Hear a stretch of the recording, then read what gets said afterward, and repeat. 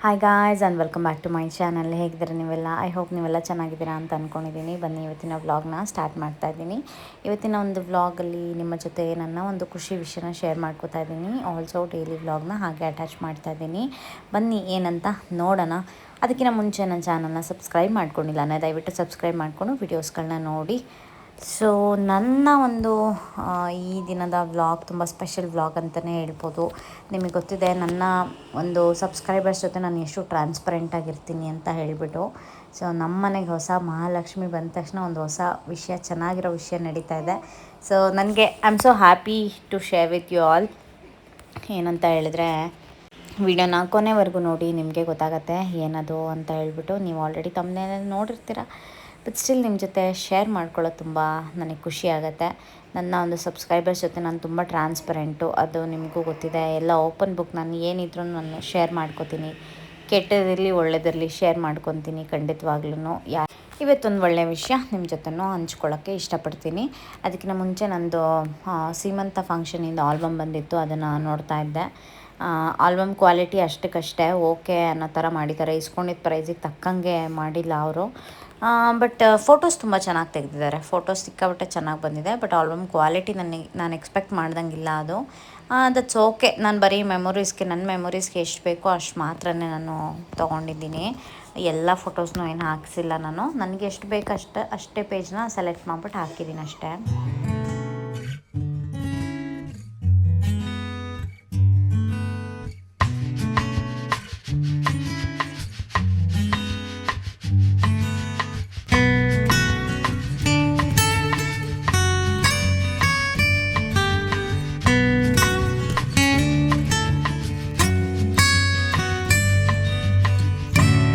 ಒಂದು ಸ್ವಲ್ಪ skin care ಎಲ್ಲ ಮಾಡಿಕೊಂಡು ಒಂದು ಇಂಪಾರ್ಟೆಂಟ್ ಕೆಲಸಕ್ಕೆ ಹೊರಡಬೇಕು. ಅಲ್ಲಿಗೆ ಹೊರಟ್ಬಿಡೋಣ ಬೇಗನೆ. ನಾನು ಇವಾಗ ಪಾಪುಗೂ 1.5 ಮಂತ್ ಆಗ್ತಾ ಬಂತು. ಇವಾಗ ರೆಗ್ಯುಲರಾಗಿ ನಂದು ನಾರ್ಮಲ್ ಡೇ ಏನಿದೆ ಎಲ್ಲ ಸ್ಟಾರ್ಟ್ ಮಾಡ್ಕೊಂಡಿದ್ದೀನಿ. ಇನ್ನೊಂದು ಸ್ವಲ್ಪ ದಿವಸಕ್ಕೆ ಪಾಪುದು ಪ್ರಾಪರ್ ಸ್ಕೂಲಿಂಗು ಸ್ಟಾರ್ಟ್ ಆಗುತ್ತೆ. ಹಾಗಾಗಿ ನಾನೇನು ಇವಾಗಿಂದನೇ ಒಂದು ಸ್ವಲ್ಪ ನನ್ನ ಬಾಡಿನ ಪ್ರಿಪೇರ್ ಮಾಡ್ಕೋಬೇಕು. ಇಲ್ಲ ಅಂತ ಹೇಳಿದ್ರೆ ನಾನು ದೊಡ್ಡ ಸೋಂಬೇರಿ ಆಗಿಬಿಡ್ತೀನಿ ಅಷ್ಟೇ. ಸೊ ಎಲ್ಲ ನಾರ್ಮಲಾಗೆ ನನ್ನ ಡೇನ ಸ್ಟಾರ್ಟ್ ಮಾಡ್ತಾಯಿದ್ದೀನಿ. ಬನ್ನಿ ಶುರು ಮಾಡ್ಕೊಳ್ಳೋಣ. ಒಂದು ಬಿಸಿನೀರು ಕುಡಿದ್ಬಿಟ್ಟು ಒಂದು ಲೋಟ ಚೆನ್ನಾಗೆ, ಅದಾದಮೇಲೆ ಬಾಡಿಗೆಲ್ಲ ಬಾಡಿ ಲೋಷನ್ ಹಚ್ಕೊಂಬಿಟ್ಟು, ಯಾಕೋ ಒಂದು ಸ್ವಲ್ಪ ನನಗೆ ಆ ಹೀಟು ಒಂದು ಡೇ ಬಿಟ್ಟು ನಮ್ಮ ಮನೇಲಿ ನಾನ್ ವೆಜ್ ಇದ್ದೇ ಇರುತ್ತೆ. ನಾಟಿ ಕೋಳಿ ಅಂತ ಹೇಳ್ಬಿಟ್ಟು ಚೆನ್ನಾಗಿ ತಿಂದು ಇವಾಗ ಕಾಲು ಸೊಪ್ಪು ಅದು ಇದು ತಿಂತಾನೇ ಇದೀವಿ. ಒಂದಿನ ಬಿಟ್ಟು ಒಂದಿನ ನಾನ್ ವೆಜ್ ಇದ್ದೇ ಇರುತ್ತೆ ನಮ್ಮ ಮನೇಲಿ, ಆಯಿತಾ. ಅದಕ್ಕೆ ಬಾಡಿ ಎಕ್ಸ್ಟ್ರೀಮ್ಲಿ ಹೀಟ್ ಆಗಿಬಿಟ್ಟು ಏನಾಗಿದೆ ನನಗೆ ಈ ಒಂಥರ ಕೋಲ್ಡ್ ಥರ ಆಗಿದೆ. ಅಂದರೆ ಕೋಲ್ಡ್ ಅಲ್ಲ, ಹೀಟ್ಗಾಗತ್ತಲ್ಲ ಆ ರೀತಿ, ಉಷ್ಣ ಅಂತಾರಲ್ಲ ಆ ಥರ ಆಗೋಗ್ಬಿಟ್ಟಿದೆ. ಏನು ಮಾಡಬೇಕಂತನೂ ಗೊತ್ತಾಗ್ತಿಲ್ಲ. ತಣ್ಣೀರು ಕುಡಿಯೋಕ್ಕಾಗ್ತಿಲ್ಲ, ಬಿಸಿನೀರೇ ಕುಡಿಬೇಕು.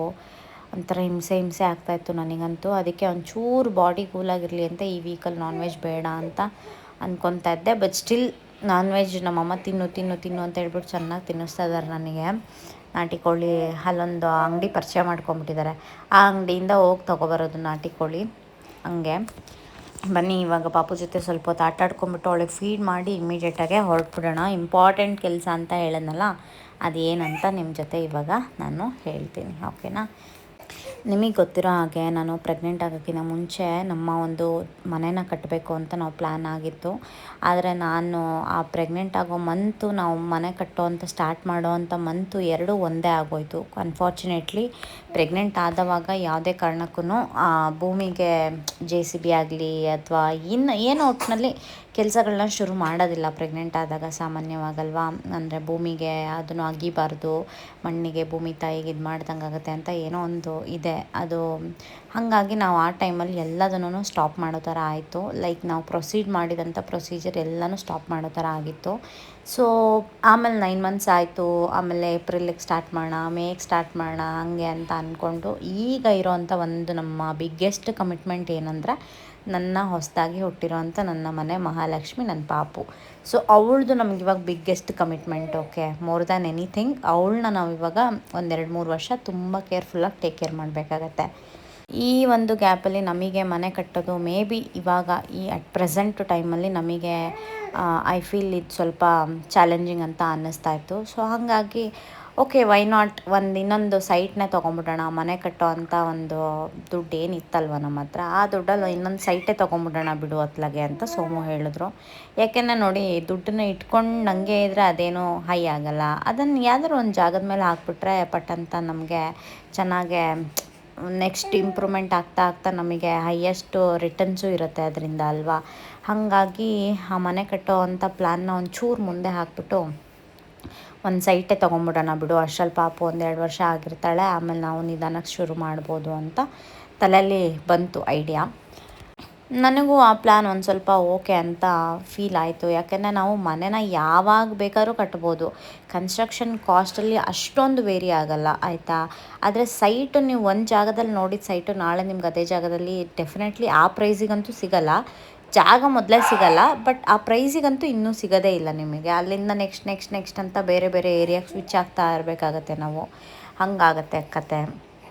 ಹಾಗಾಗಿ ಫಸ್ಟ್ ಜಾಗ ತೊಗೊಂಡು ಇಟ್ಕೊಂಬಿಟ್ರೆ ಒಳ್ಳೆಯದು ಅಂತ ಹೇಳ್ಬಿಟ್ಟು, this is actually for our dream house, ಆಯಿತಾ. ತುಂಬ ಬಿಗ್ಗರ್ ಡೈಮೆನ್ಷನಲ್ಲಿ ನೋಡ್ತಾ ಇರೋದ್ರಿಂದ ನಾವು, ಇದು ನಮ್ಮ ಒಂದು ಡ್ರೀಮ್ ಹೌಸ್ ಅಂತ ನಾನು ನಿಮಗೆ ಹೇಳಿದ್ದೀನಿ. ಇವಾಗ ನಾವು ಪ್ರೆಸೆಂಟ್ ಇದ್ದಿದ್ದು ಮನೆ ನಾವು ಹೆಂಗೆ ತೊಗೊಂಡಿದ್ದು ಅಂದರೆ 2018-17 ಟೈಮಲ್ಲೇ ಸೋಮು ತುಂಬ ಹೈ ಪೇಯ್ಡ್ ಮಾಡ್ತಾಯಿದ್ರು ಒಂದು ರೆಂಟೆಡ್ ಹೌಸಿಗೆ. ನಾವು ಆಗಲೇ 25,000 ನಾವು ಪೇ ಮಾಡ್ತಾಯಿದ್ದಿದ್ದು. ಸೊ ಆ ಒಂದು ಟೈಮಲ್ಲಿ ನನ್ನ ತಲೆಯಲ್ಲಿ ಬಂದಿದ್ದು, 25,000 ನೀವು ಮನೆ ಬಾಡಿಗೆನೇ ಕಟ್ತೀರಾ ಅಂದರೆ ಅದಕ್ಕೆ ಇನ್ನೊಂದು ಸ್ವಲ್ಪ ದುಡ್ಡು ಹಾಕಿದ್ರೆ ಒಂದು ಮನೆಗೆ ಡೌನ್ ಪೇಮೆಂಟ್ ಮಾಡೋಷ್ಟು ನಮ್ಮ ಹತ್ರ ದುಡ್ಡು ಸೇವ್ ಮಾಡಿಟ್ಕೊಂಡ್ರೆ ಆ ಒಂದು ಮನೆಗೆ EMI ಕಟ್ಬೋದಲ್ಲ ಅಂತ ಹೇಳ್ಬಿಟ್ಟು ಎಮರ್ಜೆನ್ಸಿ ಟೈಮಲ್ಲಿ ನಾವು ಈ ಮನೆನ ತೊಗೊಂಡಿದ್ದು. ಈಗ ಪ್ರೆಸೆಂಟ್ ಇದ್ದೀವಲ್ಲ ಆ ಮನೆ, ಆಯಿತಾ. ಸೊ ಹಾಗೆ ನಾವು ಪ್ಲ್ಯಾನ್ ಮಾಡಿಬಿಟ್ಟು ತೊಗೊಂಡಿದ್ದಕ್ಕೆ ಇವತ್ತು ನೋಡಿ ನಮಗೆ ಹೈಯೆಸ್ಟು ರಿಟರ್ನು. ಬಿಕಾಸ್ ನಾವು BDA ತೊಗೊಂಡ್ವಿ, ತುಂಬ ಒಳ್ಳೆ ಕೆಲಸ ಮಾಡಿದ್ವಿ ಅಂತ ಇವಾಗ ನಮ್ಮ ಮನಸ್ಸಿಗೆ ತುಂಬ ಸರಿ ನಾವು ಅದೇ ಯೋಚನೆ ಮಾಡ್ತೀವಿ. ಈ ಏರಿಯಾನ ಅವಾಗ ಯಾರೂ ನೋಡ್ತಾ ಇರಲಿಲ್ಲ ಗೈಸ್. ನಾವಿವಾಗ ಇದ್ದೀವಲ್ಲ ಆ ಏರಿಯಾ ಪ್ರೆಸೆಂಟು, ಯಾರೂ ಇಲ್ಲಿಗೆ ಬರ್ತಾನೂ ಇಲ್ಲ, ಇಷ್ಟಪಡ್ತಾನೂ ಇಲ್ಲ. ಇನ್ವೆಸ್ಟ್ಮೆಂಟ್ಗಂತೂ ದೂರದ ಮಾತು. ಯಾವಾಗ ಅಲ್ಲಿ ಮಾಲು ಅದು ಇದು ಹಾಸ್ಪಿಟಲ್ಸು ಎಲ್ಲ ಬಂದುಬಿಡ್ತು ನೋಡಿ. ಬಟ್ ಇವಾಗ ಕನಕಪುರ ರೋಡನ್ನ ನೀವು ಮಾತಾಡ್ಸೋಕ್ಕೆ ಆಗೋದಿಲ್ಲ. ಈಗೆಲ್ಲ ನಮ್ಮ ಏರಿಯಾದಲ್ಲಿ ನೀವು ತೊಗೋಬೇಕು ಒಂದು 20-30 ಸೈಟ್ ಅಂತ ಹೇಳಿದ್ರೆ 83-85 ಲಕ್ಷ ಇರಬೇಕು.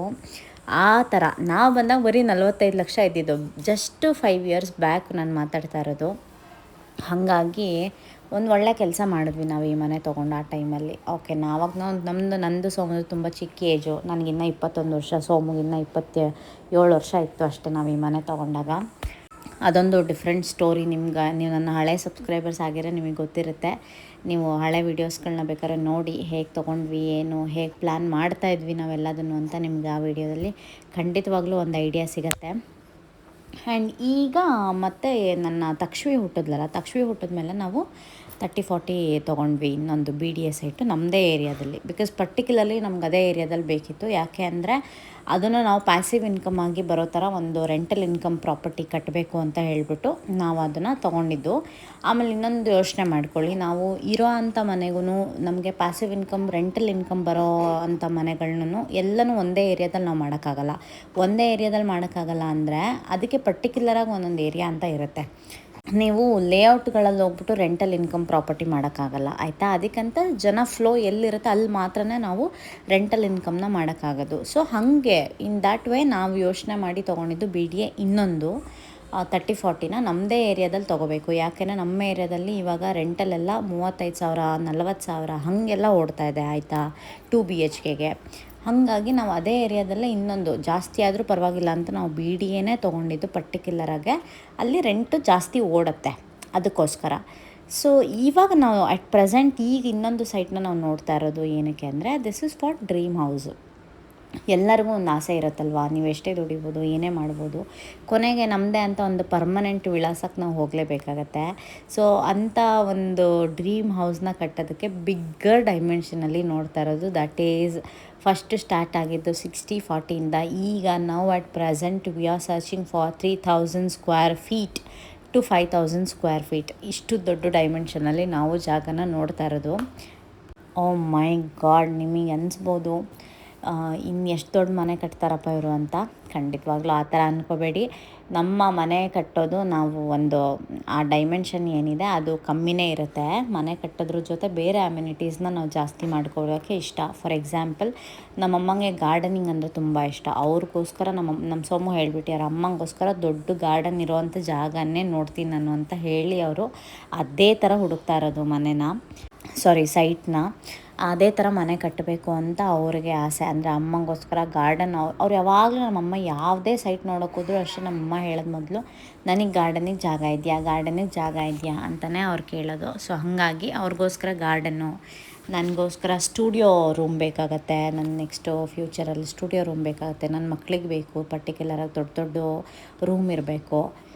ಸೊ ಆ ಅಲ್ಲಿ ಒಂದು ಡ್ರೀಮ್ ಹೌಸ್ನ ಕಟ್ಟಬೇಕು ಅನ್ನೋದು ನನ್ನ ಒಂದು ಆಸೆ. ಅದು ಮೇ ಬಿ ಈಗ ಸದ್ಯಕ್ಕಂತೂ ಆಗೋಲ್ಲ. ಇದು ಒಂದು 5 ಇಯರ್ಸ್ ಪ್ಲ್ಯಾನು ನಮ್ಮದು. ಈ ಒಂದು ಸೈಟ್ ಏನು ನೋಡ್ತಾ ಇದ್ದೀವಲ್ಲ ಇದೊಂದು 5 ವರ್ಷದ ಪ್ಲ್ಯಾನು.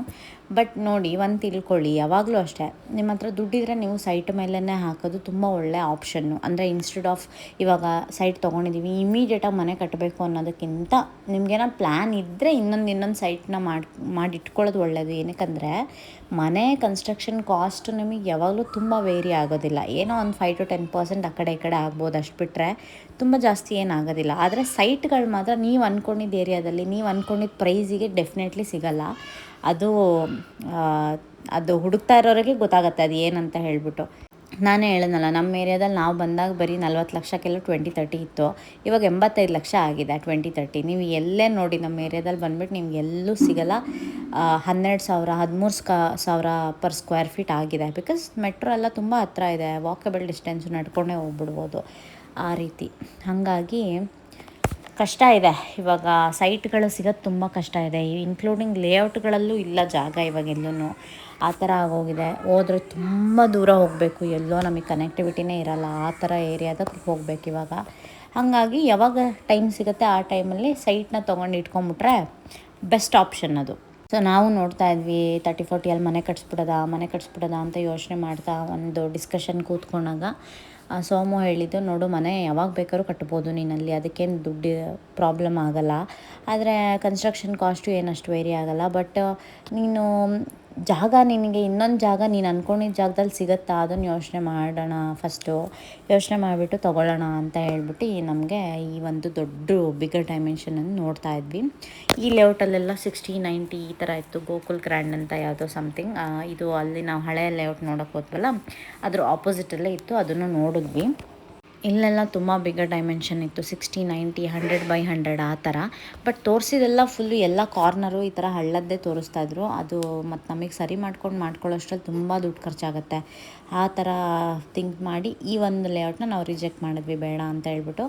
ಇನ್ಫ್ಯಾಕ್ಟ್ ಇದರಲ್ಲಿ ಅವಾಗ ತೊಗೊಂಡ್ರೋರೆಲ್ಲ ದೊಡ್ಡ ಮನೆ ಕಟ್ಸ್ಕೊಂಡಿದ್ದಾರೆ. ಇಲ್ಲಿ ಯಾರಪ್ಪ ಬಂದಿರ್ತಾರೆ ಜನ ಅಂತ ಅನ್ಕೊತಾ ಇದ್ವಿ. ನೋಡಿದ್ರೆ ಒಳಗಡೆ ಏನೂ ಮೇಂಟೆನೆನ್ಸ್ ಇಲ್ಲ, ಬಟ್ ತುಂಬ ಚೆನ್ನಾಗೆ ಮನೆಗಳನ್ನ ಕಟ್ಕೊಂಡು ಇದ್ದರು. ದೊಡ್ಡ ಮನೆಗಳೆಲ್ಲ ಇತ್ತು ಇಲ್ಲಿ. ಆವಾಗ 800 ರೂಪೀಸ್ ಇದ್ದಾಗ ತಗೊಂಡ್ರು ಅಂತ ಜನ ಇಲ್ಲಿರೋರು. ಇವಾಗ ಅರೌಂಡ್ 6,999 ಆ ಥರ ಇದೆ ಪ್ರೈಸು. ಆವಾಗೆಲ್ಲ ಇಂಥ ಲೇಔಟ್ಗಳನ್ನ ನಾವೆಲ್ಲ ನೆಗ್ಲೆಕ್ಟ್ ಮಾಡ್ತಾಯಿದ್ವಿ. ಅಯ್ಯೋ ಹೆಂಗಿರುತ್ತೋ ಏನು ಕತೆನೋ ಏನೋ ಅಂತ. ಈಗ ಯಾವ ಲೇಔಟಲ್ಲೂ ಜಾಗ ಇಲ್ಲ ಇವಾಗ. ಜನ ಹಂಗೆ ಮುಗಿಬಿದ್ದು ತೊಗೋತಾ ಇದ್ದಾರೆ. ಎಷ್ಟು ದೂರ ಆದರೂ ಪರವಾಗಿಲ್ಲ, ಅಲ್ಲೇ ಹೋಗಿ ತೊಗೊತಾ ಇದ್ದಾರೆ ಗೊತ್ತಾ. ನಾವು ಅವಾಗೆಲ್ಲ ಹೆಂಗೆ ಯೋಚನೆ ಮಾಡಿಬಿಟ್ವಿ ಅಂದರೆ, ಲೇಔಟಲ್ಲಿ ಇಷ್ಟು ಕಮ್ಮಿಗೆ ಯಾರು ಕೊಡ್ತಾರೆ, ಹೀಗೆಲ್ಲ ಬೆಂಗಳೂರಲ್ಲಿ ಇಷ್ಟು ಕಮ್ಮಿಗೆ ಯಾರು ಕೊಡ್ತಾರಪ್ಪ, ಹಿಂಗೆ ಬರೀ ಡೌಟಲ್ಲೇ ಬಂದುಬಿಟ್ವಿ. ಈಗ ನಾನಾಗಲಿ ಸೋಮು ಆಗಲಿ ತುಂಬ ಹೆದರ್ಕೋತಾ ಇದ್ವಿ. ಲೇಔಟಲ್ಲೆಲ್ಲ ನಾವು ಇನ್ವೆಸ್ಟ್ ಮಾಡೋಕ್ಕೆ ತುಂಬ ಇದು ಮಾಡ್ತಿದ್ವಿ, ಅಂದರೆ ರಿಟರ್ನ್ಸ್ ಇರೋಲ್ಲ ಏನಿಲ್ಲ ಅಂತ ಹೇಳ್ಬಿಟ್ಟು. ಈಗ ಯಾವ ಲೇಔಟಲ್ಲೂ ಜಾಗನೇ ಇಲ್ಲ ಗೈಸ್, ನಿಜ ಹೇಳ್ಬೇಕಂದ್ರೆ. ಬೆಂಗಳೂರಲ್ಲಿ ಇವತ್ತು ಲಾಂಚ್ ಮಾಡಿರ್ತಾರೆ ಲೇಔಟ್ ಅಂತ ಹೇಳಿದ್ರೆ ವಿತಿನ್ ಒಂದು ವರ್ಷದೊಳಗೆ ಎಲ್ಲ ಮುಗ್ದೇ ಹೋಗಿರುತ್ತಲ್ಲಿ, ಎಲ್ಲ ಸೈಟ್ಗಳು ಖಾಲಿಯಾಗಿ ಹೋಗಿರುತ್ತೆ. ಸೊ ಇನ್ವೆಸ್ಟ್ ಮಾಡೋದ್ರಲ್ಲಿ ತುಂಬ ಹೆಲ್ಪ್ ಆಗುತ್ತೆ ಇನ್ ಫ್ಯೂಚರಲ್ಲಿ. ನಮ್ಮದು ಇದು ಒಂದು 5 ಇಯರ್ಸ್ ಪ್ಲ್ಯಾನ್ ಆಗಿರೋದ್ರಿಂದ ನಮಗೆ ಒಂಚೂರು ನಿಯರ್ ಬೈ ಯಾವ್ದಾದ್ರು ಸಿಕ್ಕರೆ ಚೆನ್ನಾಗಿರುತ್ತೆ ಅಂತ ಹತ್ರದಲ್ಲೇ ಹುಡುಕ್ತಾ ಇದ್ವಿ. ನಮ್ಮನೆ ಸುತ್ತಮುತ್ತ ಯಾವುದು ಕಮ್ಮಿ ಇಲ್ಲ, ಎಲ್ಲ ಜಾಸ್ತಿನೇ ಇದೆ. ಬಟ್ ನೋಡಬೇಕು ನಮಗೆ ಯಾವ್ದು ಸೂಟ್ ಆಗುತ್ತೆ ಅಂತ ನೋಡಿ ನಿಮ್ಮ ಜೊತೆ ನಾನು ಅದನ್ನು ಶೇರ್ ಮಾಡ್ಕೊತೀನಿ. ಆಲ್ಮೋಸ್ಟ್ ಇವಾಗ ಇದನ್ನು ಫಿನಿಷ್ ಮಾಡಿಕೊಂಡು ಮತ್ತೆ ಇವಾಗ ಇನ್ನೊಂದು ಕಡೆ ಹೊರಟ್ವಿ. ಇದನ್ನೇ ಹೊಡಿಬೇಕು. ಇಲ್ಲ, ನನಗೆ ಇಷ್ಟ ಆಯ್ತಪ್ಪ. ಏನೋ ಮಾಡಿ ತಗೊಳಂಗಿದ್ರೆ ನೀನು ಓಕೆ ಅಂದರೆ ನೋಡು, ಸ್ವಲ್ಪ ಗೋಲ್ಡ್ ಗಿಲ್ಡ್. ಅದು ಅವ್ರಿಗೆ ತುಂಬ ಇಷ್ಟ ಆಯಿತು. ಆ್ಯಕ್ಚುಲಿ ನನಗೂ ತುಂಬ ಇಷ್ಟ ಆಯಿತು ಆ ಜಾಗ. ಆದರೆ ಅದೇನಂದರೆ ಒಂದು ಸ್ವಲ್ಪ ಔಟ್ ಆಫ್ ಬಜೆಟ್ ಹೋಗ್ತಾಯಿತ್ತು. ನಮ್ಮದೊಂದು ಸ್ವಲ್ಪ ಬಿಗ್ಗರ್ ಡೈಮೆನ್ಷನಲ್ಲಿ ನಾವು ನೋಡ್ತಾ ಇರೋದ್ರಿಂದ ಒಂಚೂರು ಪ್ರೈಸ್ ರೇಂಜು ನಾವು ನೋಡ್ಕೋಬೇಕಾಗತ್ತೆ. ಹಾಗಾಗಿ ಇವಾಗ ಇನ್ನೊಂದು ಇದು ಅಶ್ವಸೂರ್ಯದವ್ರದ್ದು, ಅಥರ್ವ ರೈಟ್ವೇ ಅವರು ಕೋಆರ್ಡಿನೇಟ್ ಆಗಿರೋದು ಅವ್ರ ಜೊತೆ. ಅಶ್ವಸೂರ್ಯದವ್ರದ್ದು ಆಲ್ಮೋಸ್ಟ್ ಇದರಲ್ಲಿ ಎಲ್ಲ ಫಿಲ್ ಆಗೋಗಿದೆ. ಬಿಕಾಸ್ 1 ಇಯರ್ ಬ್ಯಾಕ್ ನಾವೆಲ್ಲೂ ಬಂದಿದ್ವಿ, ಆವಾಗ ನೋಡಿದಷ್ಟು ಯಾವುದು ಖಾಲಿ ಇಲ್ಲ, ಈಗೆಲ್ಲ ಆಲ್ಮೋಸ್ಟ್ ಫಿಲ್ ಆಗೋಗ್ಬಿಟ್ಟಿದೆ.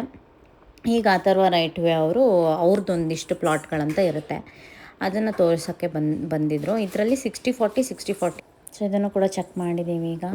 ಮತ್ತು ಏನಂದರೆ ನಮಗೆ ಕಮ್ಯುನಿಟಿ ತುಂಬ ಇಂಪಾರ್ಟೆಂಟು. ನಾವು ಎಲ್ಲಿರ್ತೀವಿ ನೋಡಿ ಅಕ್ಕಪಕ್ಕ ನಮ್ಮ ಜೊತೆ ಯಾವ ಜನ ಇರ್ತಾರೆ, ಯಾವ ಥರದ ಜನ ಇರ್ತಾರೆ, ಅದೆಲ್ಲ ತುಂಬ ಇಂಪಾರ್ಟೆಂಟ್. ನಾವು ಅದನ್ನು ಸಿಕ್ಕಾಪಟ್ಟೆ ಕೌಂಟಿಗೆ ತೊಗೋತೀವಿ. ಸೊ ಕಮ್ಯುನಿಟಿ ತುಂಬ ಡೀಸೆಂಟಾಗಿದ್ದರೆ ಆ ವಾತಾವರಣವೂ ತುಂಬ ಚೆನ್ನಾಗಿರುತ್ತೆ.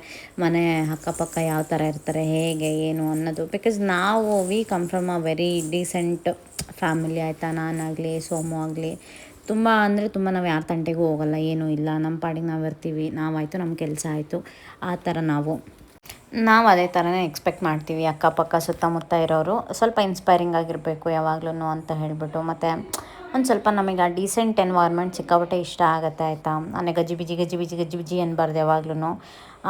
ಆ ರೀತಿ ನಾವು ಇಷ್ಟಪಡೋದು. ಸೊ ಕಮ್ಯುನಿಟಿ ತುಂಬ ಮ್ಯಾಟ್ರ್ ಆಗುತ್ತೆ.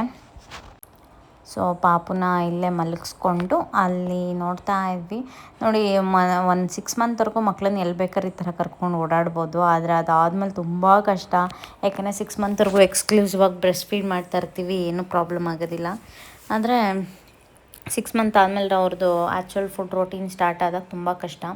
ಈಗ ಸೋಮು ಎಲ್ಲ ನೋಡ್ತಾ ಇದ್ದಾರೆ. ಅವ್ರು ಹೋಗಿ ಫಸ್ಟು ಡೌನಲ್ಲಿ ನೋಡ್ಕೊಬಂದರು. ಡೌನಲ್ಲಿ ನಾನು ಬೇಡ ಅಂದೆ, ಏನಕ್ಕೆಂದರೆ ಇದು ಸ್ವಲ್ಪ ಡೌನಲ್ಲೇ ಇದೆ, ಈ ಲೇಔಟೇ ಫುಲ್ ಡೌನಲ್ಲೇ ಇದೆ. ಬಿಕಾಸ್ ಅವರು ಪ್ಲ್ಯಾನ್ ಮಾಡಿರೋದೇ ಆ ಥರ, ಅಂದರೆ ನೀರೆಲ್ಲ ಮೇಲೆಲ್ಲ ಎಲ್ಲೂ ನಿಲ್ಲಬಾರ್ದು, ಏನೂ ಆಗಬಾರ್ದು, ಆ ಥರ ಪ್ರಾಬ್ಲಮ್ ಅಂತ ಹೇಳಿಬಿಟ್ಟೆ ಅವ್ರು ಆ ಥರ ಡೌನಲ್ಲೇ ಮಾಡ್ಯಾರೆ. ಮತ್ತೆ ಹೋಗಿ ಕೆಳಗಡೆ ಹೋಗಿ ಡೌನಲ್ಲಿ ತೊಗೊಂಡ್ರೆ ಏನಾದ್ರು ಕೆಸರು ನಿಲ್ಲೋದು ಆ ಥರದ್ದೆಲ್ಲ ಪ್ರಾಬ್ಲಮ್ ಆದರೆ ಕಷ್ಟ ಆಗುತ್ತೆ. ಹಾಗಾಗಿ ಆದಷ್ಟು ಮೇಲೆ ಪ್ರಿಫರ್ ಮಾಡೋಣ ಅಂತ ಹೇಳ್ಬಿಟ್ಟು ಮೇಲೆ ನಾನು ಹೇಳಿದೆ 48-49 ಸರ್ಚ್ ಮಾಡಿರೋದು. ಇವಾಗ 1 ವರ್ಷದ ಹಿಂದೆನೇ ಇದರಲ್ಲಿ ಒಂದು ಸರಿ ನೋಡಿದ್ವಿ ಬಂದು, ಆವಾಗ ನಾವು ಅದನ್ನು ಬಿಟ್ವಿ. ಮತ್ತಿರ್ಗಾ ಅದೇ ಅಥರ್ವ ರೈಟ್ವೇ ಅಂತ ಇನ್ನೊಂದು ಪ್ರಾಜೆಕ್ಟು ಅದರಲ್ಲೇ ಅವ್ರದ್ರಲ್ಲೇ ಇದೆ. ಹಾಗಾಗಿ ಅದನ್ನು ನೋಡೋಣ ಅಂತ ಬಂದಿದ್ದೀವಿ. ಇವಾಗ ಮುಗೀತು, ಬನ್ನಿ ಹೋಗೋಣ. ನೋಡಿ, ಹೆಣ್ಮಕ್ಳು ಮನೆಗೆ ಮಹಾಲಕ್ಷ್ಮಿ ಥರ ಅಂತ ಹೇಳೋದು ಸುಮ್ಮನೆ ಅಲ್ಲ. ನನ್ನ ಮಗಳು ಹುಟ್ಟಿದ ಮೇಲೆ ಏನೋ ಒಂದು ಒಳ್ಳೆ ಕೆಲಸನ ನಾವು ಫಸ್ಟ್ ಮಂತಲ್ಲೇ, ಅವಳು ಹುಟ್ಟಿದ ಮಂತಲ್ಲೇ ಇವಾಗ 1 ತಿಂಗಳಾದಮೇಲೆ ಸ್ಟಾರ್ಟ್ ಮಾಡ್ತಾಯಿದ್ದೀವಿ. Which is very very good sign ಅಂತ ನನಗೆ ಪರ್ಸ್ನಲಾಗಿ ಅನಿಸುತ್ತೆ. ಮಕ್ಕಳನ್ನೆಲ್ಲರೂ ದೇವ್ರಿಗೆ ಹೋಲಿಸ್ತಾರೆ ಮತ್ತು ಮಹಾಲಕ್ಷ್ಮಿಗೆ ಹೋಲಿಸ್ತಾರೆ ಅಂತ ಹೇಳ್ತಾರಲ್ಲ, ಅದೆಲ್ಲ ಎಷ್ಟು ನಿಜ ನೋಡಿ ಅಲ್ವಾ. ಇಲ್ಲೊಂದು ನವಿಲು ನೋಡಿ ಎಷ್ಟು ಚೆನ್ನಾಗಿ ಕೂತ್ಕೊಂಡಿದೆ. ಎವ್ರಿ ಡೇ ಇದಂತೂ ಟ್ರೀಟ್ ಟು ವಾಚ್ ನಮಗೆ. ಇಲ್ಲೇನಾದ್ರು ಮನೆಗೇ ಕಟ್ಕೊಂಡು ಇದ್ದರೆ ಇದಂತೂ ಟ್ರೀಟ್ ಟು ವಾಚ್. ಅಲ್ಲಿಂದ ಅಲ್ಲಿವರೆಗೂ ಫುಲ್ಲು ಪಾರ್ಕ್ ಏರಿಯಾ ಅದು. ಅಲ್ಲಿ ಬಂದು ಕೂತ್ಕೊಂಡಿದೆ, ದೊಡ್ಡ ನವಿಲಿದೆ, ಎಷ್ಟು ಚೆನ್ನಾಗಿದೆ ಅಲ್ವಾ.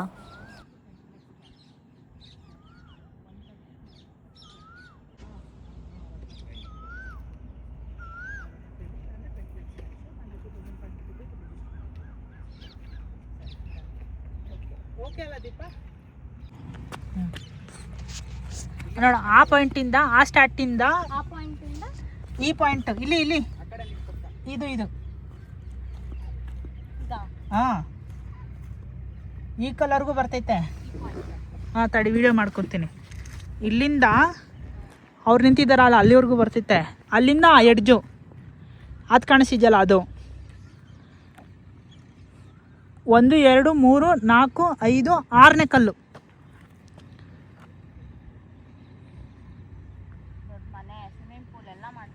ಹೌದು, ಆರಾಮ್ಸೆ ಮಾಡ್ಬೋದು. ಬರ್ತೈತೆ ತಗೋ, ಅದಕ್ಕೆಲ್ಲ ಹೋಗ್ತೆ. ಹಾಂ, ಸಾಕ ದೊಡ್ಡ ಜಾಗ ಆಗುತ್ತೆ.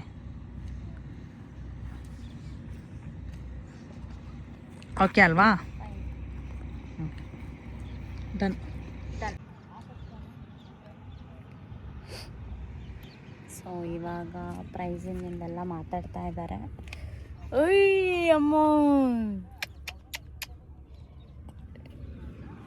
ಪ್ರೈಸಿಂಗಿಂದ ಮಾತಾಡ್ತಾ ಇದ್ದಾರೆ. ಬಟ್ ಏನಂತ ಗೊತ್ತಿಲ್ಲ. ಒಂದು ದೊಡ್ಡ ನವಿಲು ನೋಡಿದೆ ನಾನು, ತುಂಬ ದೊಡ್ಡ ನವಿಲು. ಬೆಳಗ್ಗೆ ಆಗ್ತಿದ್ದಂಗೆ ಈ ಥರ ಸೌಂಡ್ ಕೇಳಿಸುತ್ತೆ ನಮಗೆ. ತುಂಬ ಚೆನ್ನಾಗಿದೆ, ವಾತಾವರಣ ಭಾರಿ ಚೆನ್ನಾಗಿದೆ. ಆದರೆ ಏನು ಪ್ರಾಬ್ಲಮ್ ಅಂತ ಹೇಳಿದ್ರೆ ಪ್ರಾಬ್ಲಮ್ ಏನೂ ಇಲ್ಲ, ಎಲ್ಲ ಚೆನ್ನಾಗಿದೆ. ಸಿ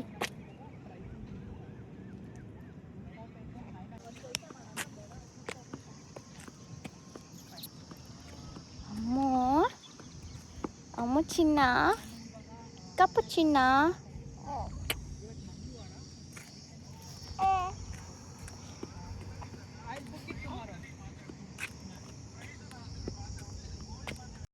ಅಷ್ಟೇ ಗೈಸ್ ಇವತ್ತಿನ ವ್ಲಾಗ್. ಐ ಹೋಪ್ ನೀವೆಲ್ಲ ಎಂಜಾಯ್ ಮಾಡಿರ್ತೀರಾ ಅಂತ ಅಂದ್ಕೊತೀನಿ. ಏನಾದರೂ ಪ್ರಶ್ನೆಗಳಿದ್ದರೆ ದಯವಿಟ್ಟು ಕಾಮೆಂಟ್ ಸೆಕ್ಷನಲ್ಲಿ ನನಗೆ ಹೇಳಿ, ನಾನು ಅದನ್ನು ಕ್ಲಿಯರ್ ಮಾಡೋದಕ್ಕೆ ಟ್ರೈ ಮಾಡ್ತೀನಿ. ನೆಕ್ಸ್ಟ್ ವಿಡಿಯೋದಲ್ಲಿ ಮತ್ತೊಂದು ಹೊಸ ಬ್ರ್ಯಾಂಡ್ ನ್ಯೂ ವಿಡಿಯೋ ಜೊತೆ ಮತ್ತೆ ಸಿಗ್ತೀನಿ ನಾಳೆ.